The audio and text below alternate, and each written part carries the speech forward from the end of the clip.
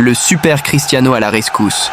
Il entre à la mi-temps et donne la victoire au Portugal à la 88e minute. CR7 a mené la remontée avec son 132e but avec la Seleção.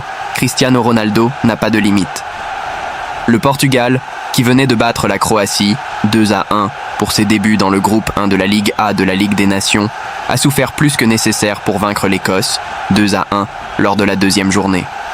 Il l'a fait en revenant grâce, encore une fois, à Cristiano. Ronaldo est entré en jeu à la mi-temps et a fini par marquer le but vainqueur à la 88e minute. Il a 39 ans, mais il est éternel. Roberto Martinez a tenté de donner des répits, mais les changements, il a fait venir Cristiano Ronaldo, Vitinha, blessé, Inácio et Dalot pour faire entrer Antonio Silva, Nelson Semedo, Palhinha et Jota, n'ont pas eu l'effet escompté au début de la Seleção das Quinas. Le match venait à peine de commencer, c'était la 7e minute, que Scott McTominay donnait l'avantage à l'Écosse.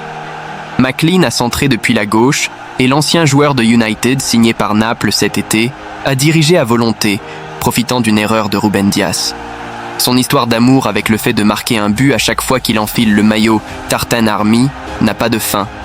Il a marqué 10 buts lors de ses 17 dernières apparitions internationales. Rafa Leao a pris l'équipe sur son dos en l'absence de Cristiano. L'ailier milanais a essayé par tous les moyens, mais en vain. Gunn lui a donné une grosse main à la 20e minute pour envoyer le ballon en corner et à la 44e minute, il a pris un fouet depuis le bord du terrain. Boîte qui s'est élargie en touchant le poteau. Comme si cela ne suffisait pas, il a réalisé 2 superbes centres que Diogo Jota, 23, et Antonio Silva, 28, ont terminé en hauteur.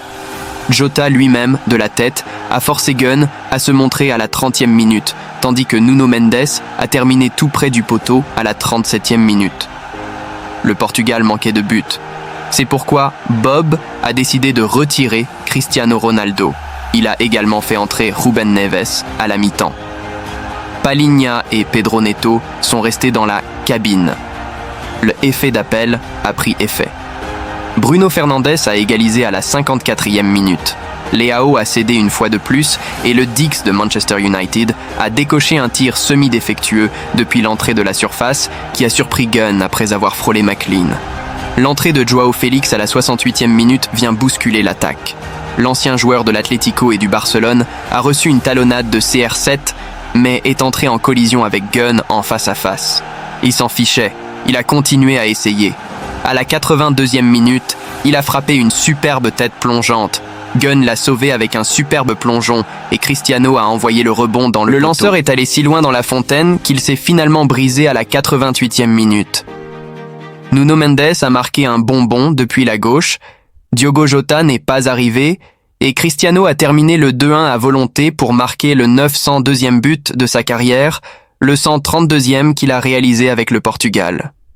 Une fois de plus, El Bicho est venu à la rescousse. Cela n'échoue pas.